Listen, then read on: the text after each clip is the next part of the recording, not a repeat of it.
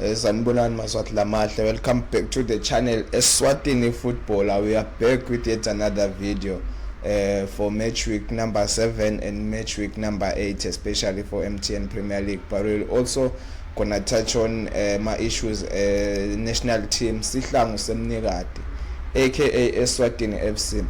So a lot has been happening la kangwane ebholeni yethu lekungasiwo mnanzi or rather ke lokungajabulisi concerning teams like Madlenya, teams like Mbabane Highlanders, teams like Mbabane Swallows, Manzini Wanderers.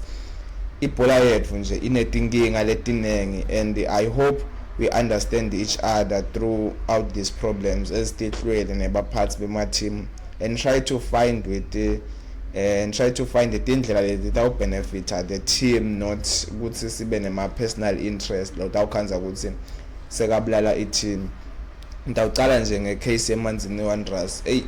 Kubhlungu, I don't know ukuthi what's the rightful solution yabo, because I'm not up there, but nje whatever case it may be, according to my understanding ukuthi ngakuthi sihambe ma football bodies like inkantolo yebhola before maybe sifake sive or other national issues, because ibhola nje iyodwa is separate from my issues elive.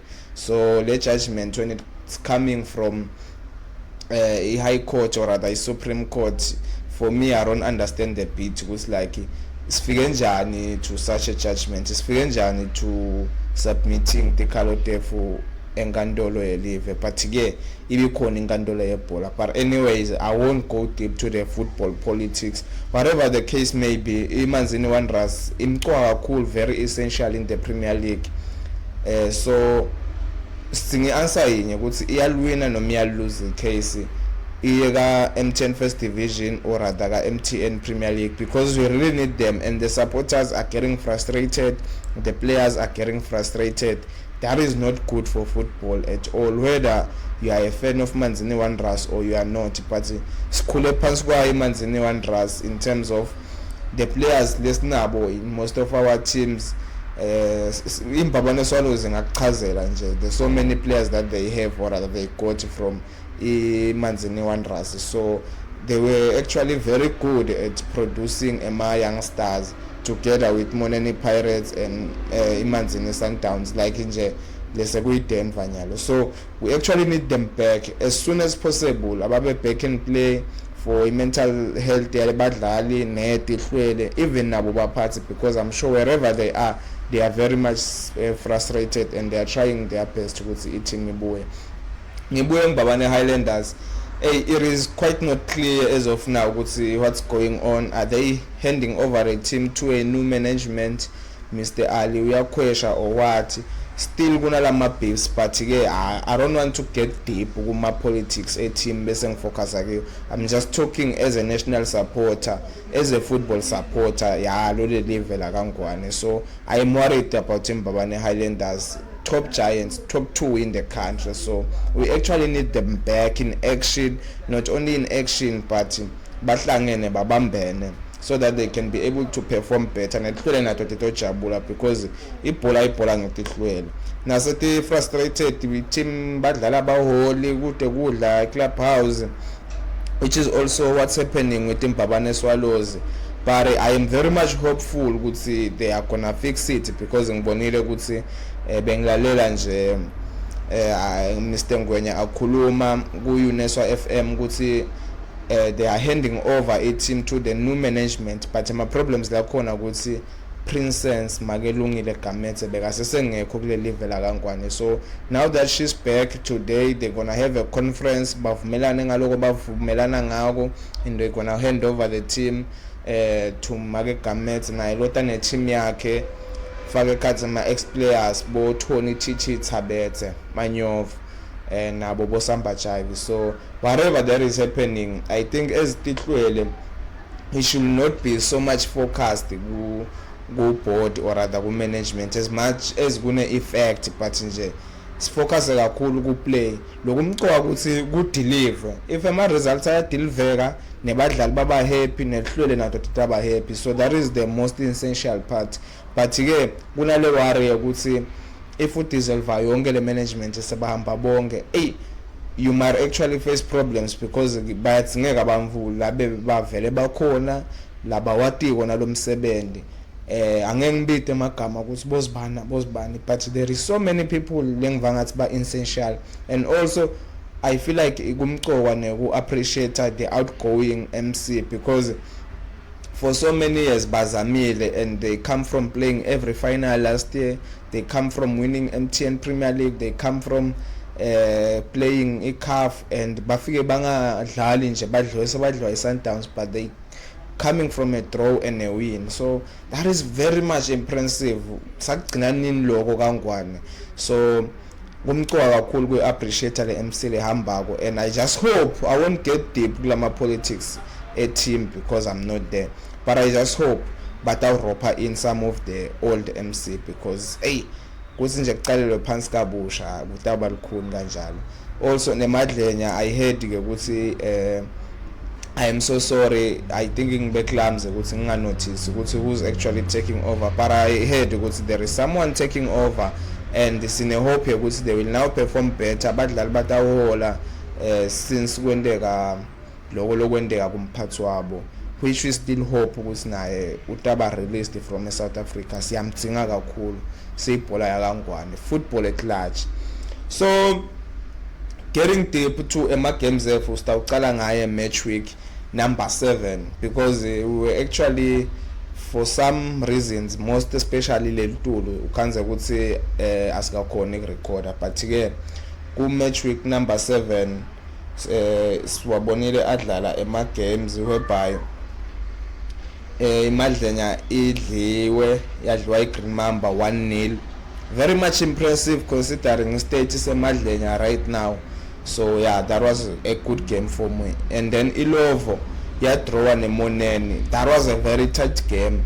Ilovo naiko still vele usukuthi banene thinking up because those guys are good and a high level yekudlala, they are really good. So yeah, that was impressive. And then Sisonke, I don't know what's happening, man. The boys are promising, talent is there. I don't know whether abajim kahle or what, but nje bakhala phansi ku Royal Leopard ngemagoli angu4 eqatseni.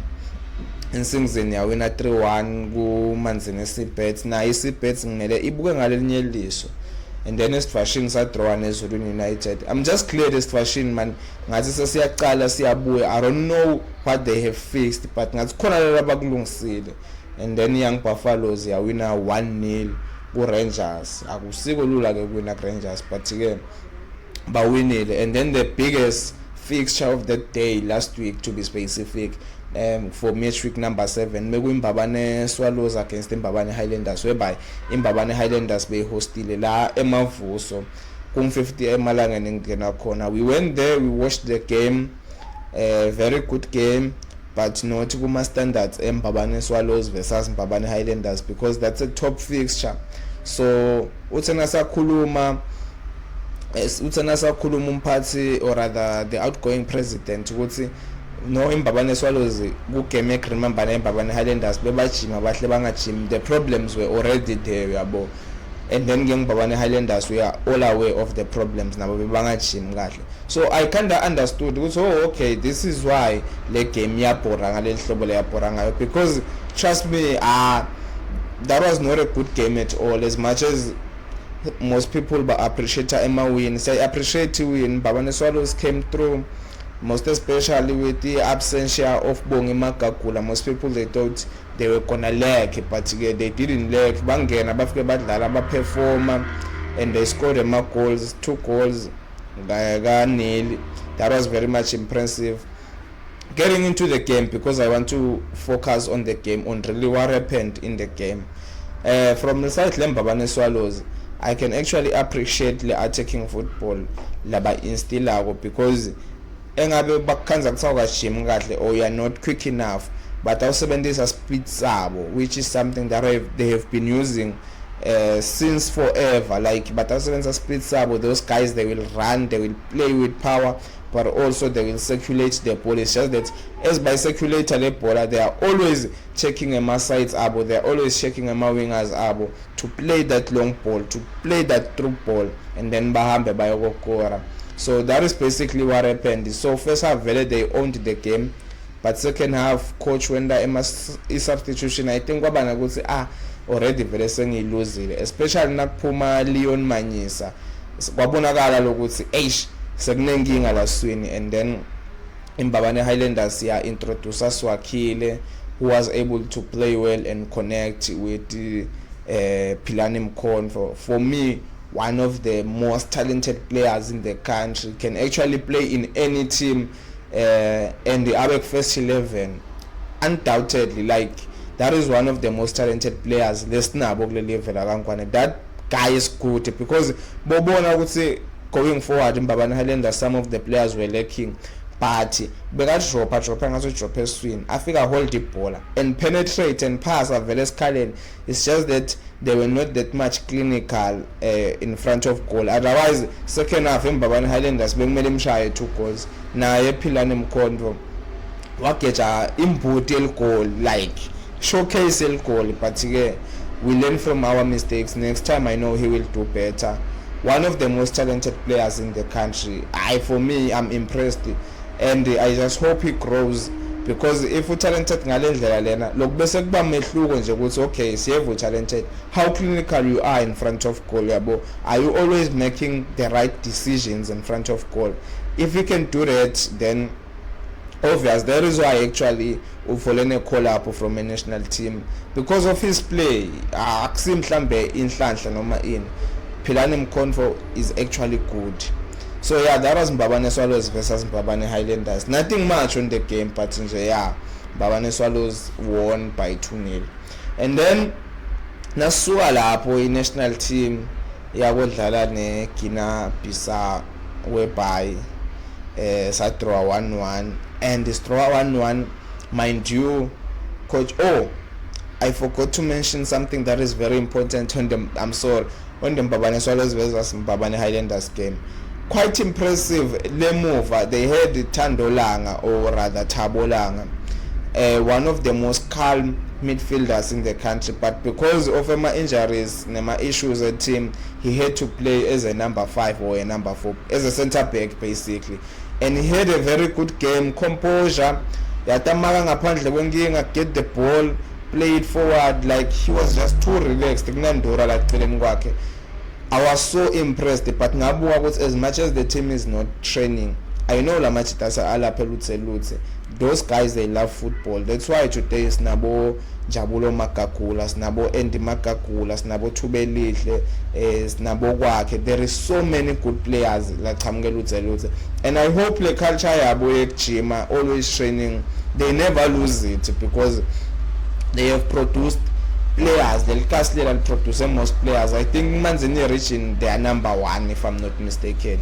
If not in the country, because you're a Lapa, so many players Labadla Premier League coming from Lutse. For that, shout out to Thando Langa and shout out to Lutse. Keep it up, guys. We are actually impressed, and these young boys, they are actually learning something from you. Because gumco wana lokuthi babone labancane labeta ngemuva ukuthi kahle kahle yini ibhola yabo. So bese ngikhohlwe mention logo on the Mbabane Swallows versus Mbabane Highlanders game. Going to the Eswatini versus Guinea game, whereby we drew 1-1. We were not impressed, because if we had our coach, we were gonna win that game, I can promise you. But again, FA, Eswatini Football Association, I don't know within Kabanana figure up in our coach. I heard so many rumors, and I'm not gonna mention them because it's just rumors. But I just hope you fix whatever issues that you have, because Nimbonile Mavoso coach, which means Sobuyile Kangwane, because he was away without leave, and it seemed like nobody knew where he is or where he was.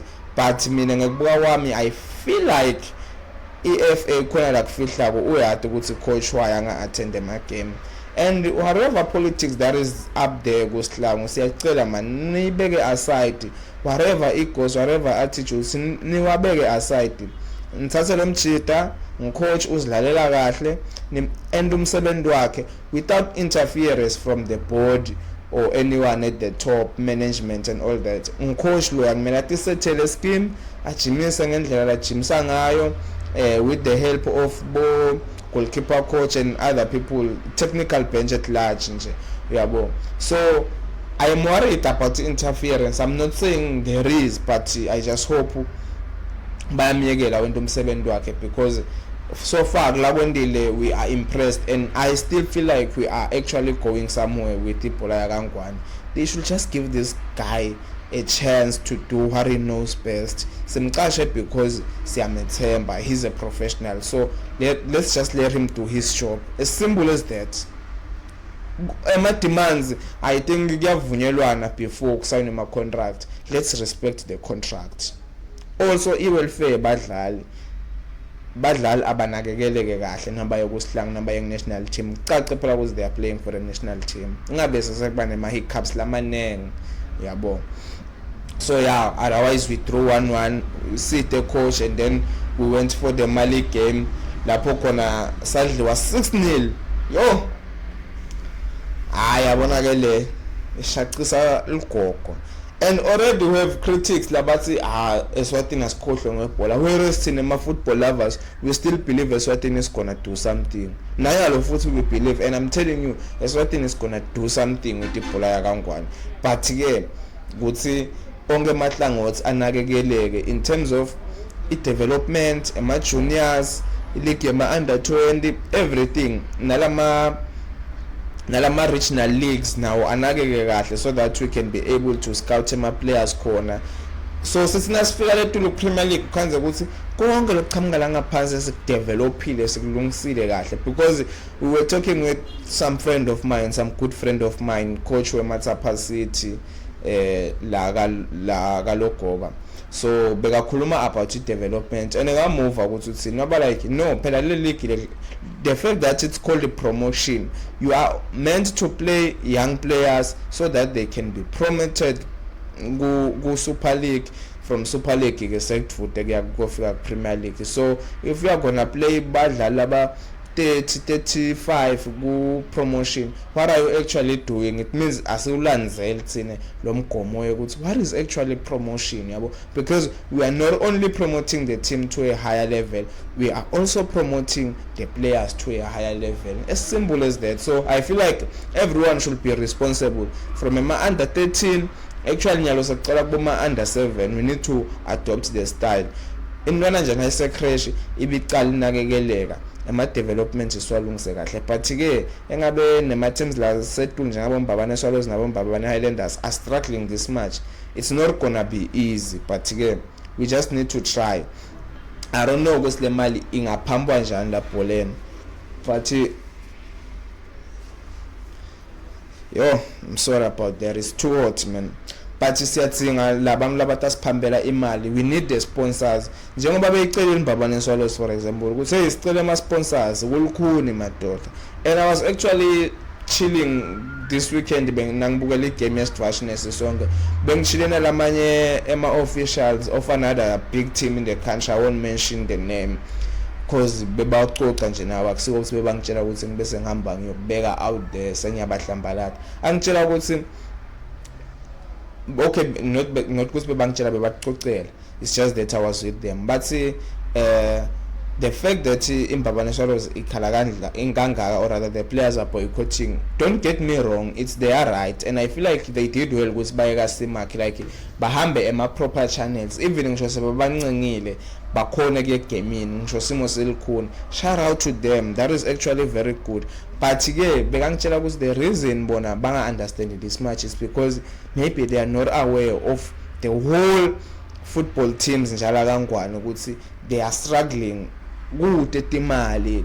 Bekangitshela ngeteam yakhe nje ukuthi there was a time whereby bekuthi nakuphela igame badonate ngesigcoko etihlwele, bathathe lo 2000-3000 abamfolele bazame kavulela abadlali bathengela timpuphu. It is actually that much bad, and I hope ama-sponsors and people labangathi banelikhikile licacako, they intervene, basite man, siyanicela. If you are watching this video and you know you can help somewhere, we are not saying maybe own the team because that may be too expensive, or rather we are not interested in that, but nje lokho lokuncane lotakushela leyo team loyifavako, na usilwele maybe saleyo madlenya, na usilwele saleyo sisonke sifashini, please help the team. Asekubanjiswane nawo lama team, asekwakhwela ama branch abe serious, kuthi nakuhlangenwe kukhulunywe lama issues la serious, sicele nalama donations, also nalokudayisa market, everything lesingayenda. If possible lama teams akhona kuvule ama small businesses like nje latawurana leto mali encane. Let us actually do that. We need to do something. It is very bad and kuyayibulala ibhola kaNgwane lokuba bete wale mali ngevakala mos. So going to the second game guys, I'm loser 6-0 and we don't understand because coach wethu wasembona kube saluza kuna coach wethu, we were gonna have questions ukuthi how coach are sikuthembile and we are building something. We are not expecting much as of yet, but we know we are actually going somewhere with you sekwendakalana. But njengabe best am loser 6-0 angekho coach wethu vele stay question FA ukuthi what is actually happening nisendani manje, because engabe niyahleka ku adhere to what the head coach is asking for. Phela performance, if not adhere to whatever he's asking for, because imvula emqoka kithi ezitihlwele ma results. Anyways, going to match week number 8 this past weekend, sibonile iYoung Buffaloes idraw 1-1 Real Leopard. Hey, that game was very tight man, considering the fact that omabili lama team okay, iYoung Buffaloes currently number 5 and then Real Leopard number 3, and they are both good, which is what I said nang recorder, I think in my second or third video, was this league this season is gonna be more interesting because onke lama team afaka effort, and I think babona from last season was Mbabane Swallows, if they can win the league bangekho this much solid, then anyone can win it next season. It's just a matter of who's more consistent. So yeah, that was Young Buffaloes versus Real Leopard, and then isiphethe siyayibona yaqinisa lapha, but ke nona sikhalo sokunemfihlo vele sikhali utawufaka ekugcineni ngokonke. So that is how Sipet lost 2-1 against the Green Mamba. Green Mamba, again I want to appreciate lama visuals abo. You're very very good. There is someone up there who is actually responsible for my cameras, my cam vids and everything, like who captures every moment. They've just posted it, I think 20 minutes from now. You can go and check the Remember Football page. A very good goal.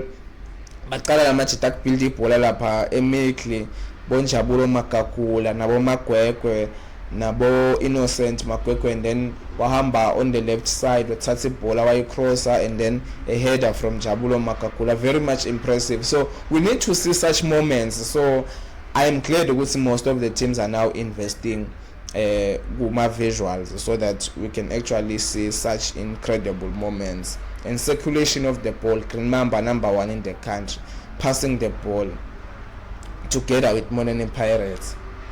Singzini nayo sayibona iwina 1-0 against Ezulwini. I think it was very tight. I didn't go to the game, but nje nawubuka le score considering in Singzini Hotspur, but yeah, it was 1-0, and then a highly anticipated game.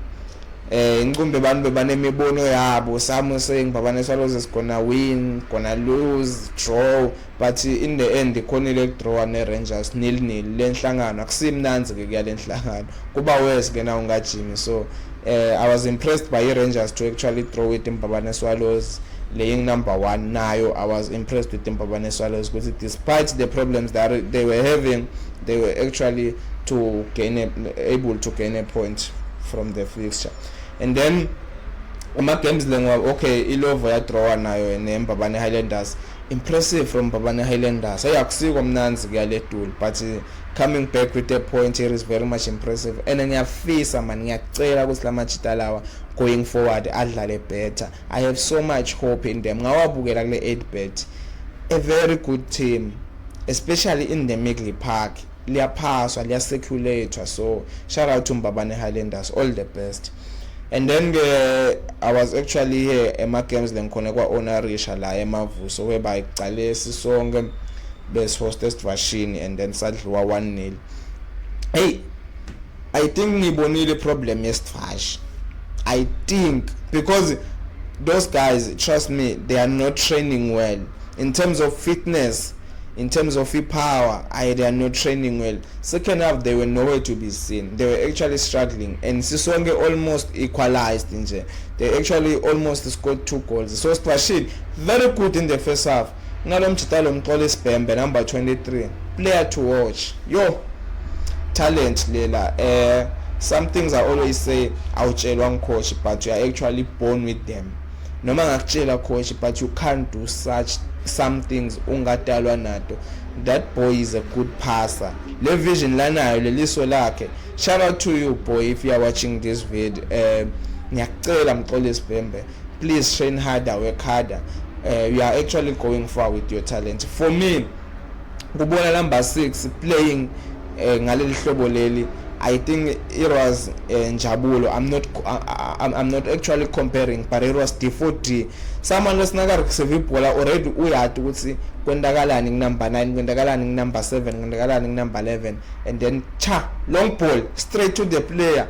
Iwe like it's not ifika le bola ifika say dropper, so that even ngishongekho good ngecontrol, you gonna be able to control it. That's a special skill in football. We like my midfielders la kanjalo. My midfielders abheka phansi kakhulu anyalo mangalo ukuthi hey, how did you play number 6 with such talent level fitsitelako yabo. So yeah, Mxolisi Bhembe, number 23 from Eswatini United. I was very impressed. And then asinaka bathela labo long ball ngale side nginalo Mchitalo ogcoka number 10. Yo, they call him William.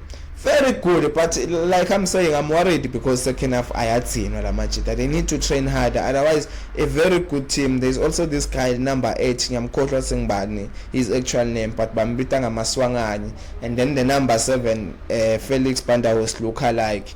Hey, that boy now is very good. Striker is calm, a bit lazy though, just like Felix. But we are more we have to approach the ball and just play it on the side of the boxing. You can actually see what he's a smart striker, and the coach will follow the discipline because always in the box. Never till we take the trapper but I be the boxing. So I was actually impressed by Eswatini in the first half. Second half, I think they need to train harder. They need to train better because against them big teams, ungalishaya goal lakho first half when you are at your best, and then bona bataba consistent throughout the game. Like 70-80 minutes, bese yacaca ukuthi ngibani lo chimako ngibani lo ngachima. And then Sisonke, obviously we're gonna talk about the special talent, number 10, quality player, quality himself. One of the most talented, not to compare, but ngumfukeng wale country lawyer, and that boy needs to be called in the national team. I appreciate Coach Sisonke. Yo, that coach understands football, man. The way like ngayo le ntwana, there is so much respect and understanding of the boy, as young as he is. Udumtimba, he's tiny, he's short. So if taba like pound for pound, it's more likely ukuthi utafika umake or adomfuta. So I'd say coach, as a boy, you are gonna play a free role. When you are always gonna have to occupy Emma pockets, whereby le bola lying in corner or rather like free corner, because everyone was not understanding what's how the boy is playing. Umkanza right, Umkanza number 10, Umkanza left, like he's everywhere in the pitch, and agamagi gakule, it doesn't track back much, yabo. So he's actually given that much room. Go to boy, occupy lama pockets as soon as you get the ball, kaqesa.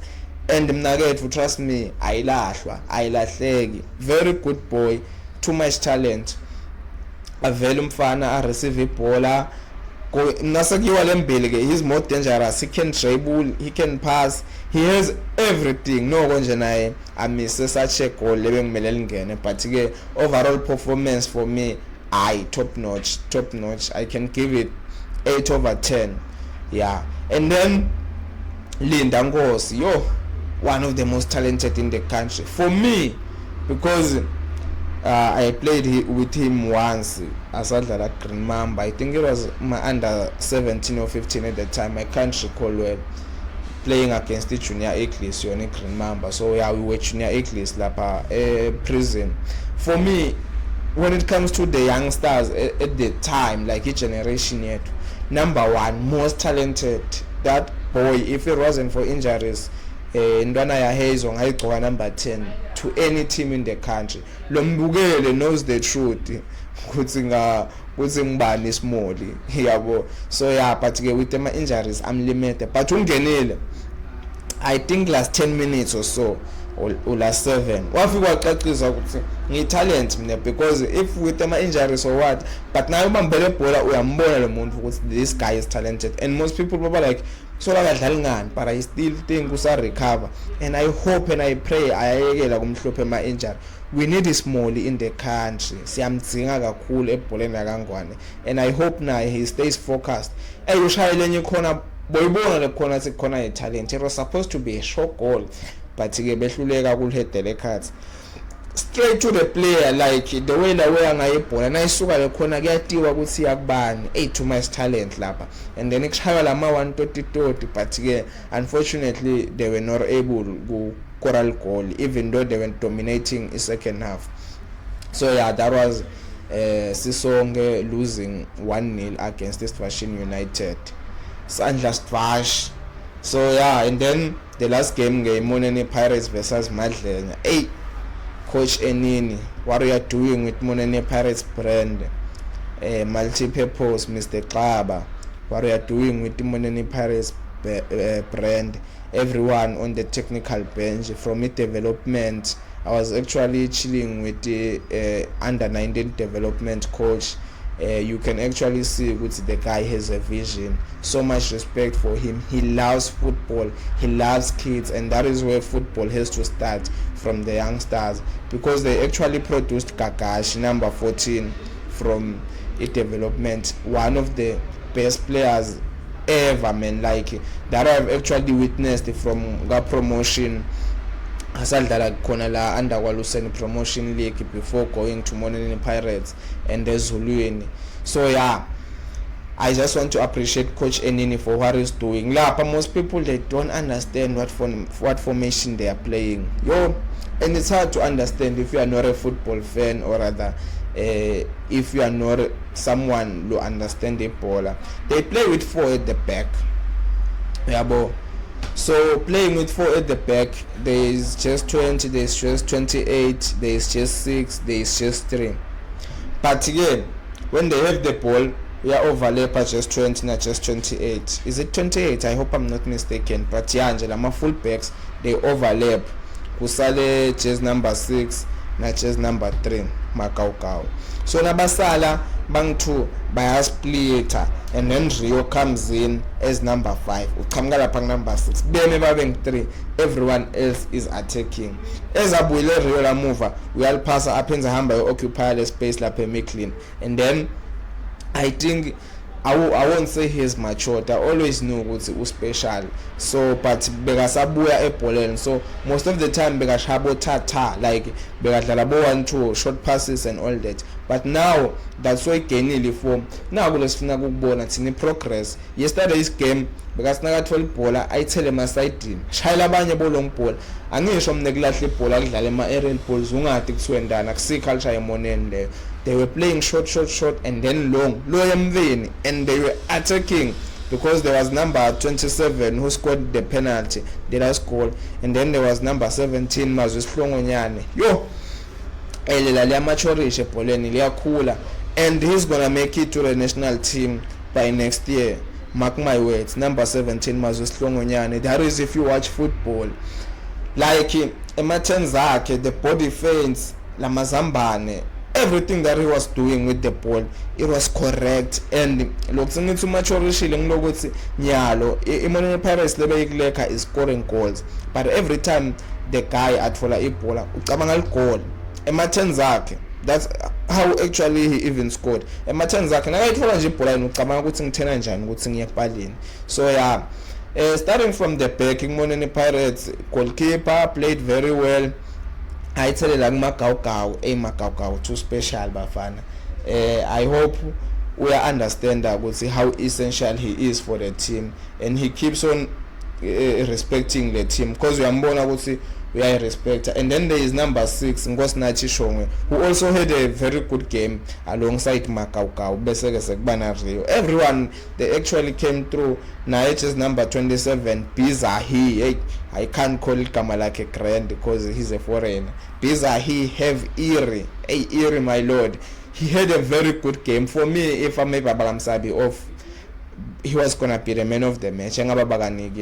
Together with Mazwi Slongonyane, even though he got tired second half, but I understood ukuthi ubenjani tired. Hey, that guy bekadlala like ukhiphe yonke energy yakhe, and we need such players because if I get tired you're gonna sub me off, but as long as ngisekhona la grounding I'm gonna do all my best.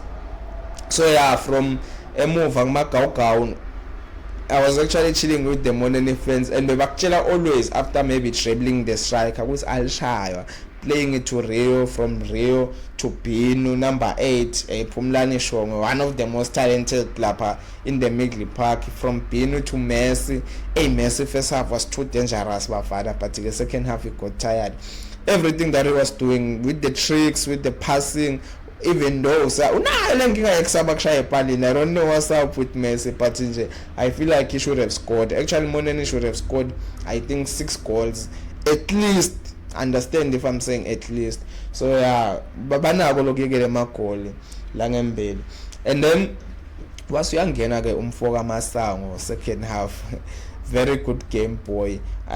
Together with number 11, I can't recall his name, bangenile nje nasenanelo. For me, one of the most promising strikers in the country. The boy is young, the boy knows what's in mele, and then like the way la hold ngayibola, the way la check ngayo, the way la shoot ngayo epalini, one of the most talented in the country. And also I feel like we amlalela coach, because you can actually tell with Mr. Coach Eneni is a good coach, so if you're gonna listen to him, he will actually bring out the best out of you. Yeah, boss. So yeah, that was Monene Pirates 3-0. And then basaba mfaka Kakash umfoka Masango second half, just number 14. Remember the name Kakash. I too good. The boy uyafika lapha. Okay, I don't watch many games, but I watch many games, but I onge. So uyafika lapha number 14. I don't know if it was his debut or besakagile wadlala before, but it doesn't play much. But the way he was composed, circulating the ball, dribbling, konakshaya sangwech and passing, he actually would have came up with the assist, but passing the ball lapha bagage and jimbuteli goal, which is why I was saying they were supposed to score almost 6-7 goals from that game alone. Yeah, but again, I was actually impressed by Kakash Masango, and I feel like the boy is gonna go far. So I be disciplined, because most players like Angwane ablawa discipline. Just stay disciplined, boy. Uhlale away from toxicity. Uhlale away from Mamvambatana. I'm not saying ungajoli, but ungabese sekuba like you so dlala ngmoneni and then you go around messing with everyone. Doesn't work like that, Jabo. You're gonna fall, Ganzi. You are one of the most promising, and everyone around you, I think your former coaches from Super 16, from Junior Eagles, from Umfundi FC, they are proud of you, and the whole Matapa. I know people back Matapa from New Village, Loco, but to Matlabatini, they are actually gonna be behind you. So please, boy, make them proud. Keep on pushing. You're gonna do better. As much as they are proud with Rio, I actually saw a family like Putu Akendo and the little one, I forget his name, but yeah, everyone is just behind. Ilkasi will always be behind you if you are doing well. So yeah, just keep it up, my boy. In due time. So yeah, that was actually Matchweek 6, Matchweek 7, Matchweek 8, and the Sihlangu game. We are actually wrapping it up. Eswatini footballer. Please remember to like, subscribe, and comment on the channel. Siyabonga. We are actually gone. Chai.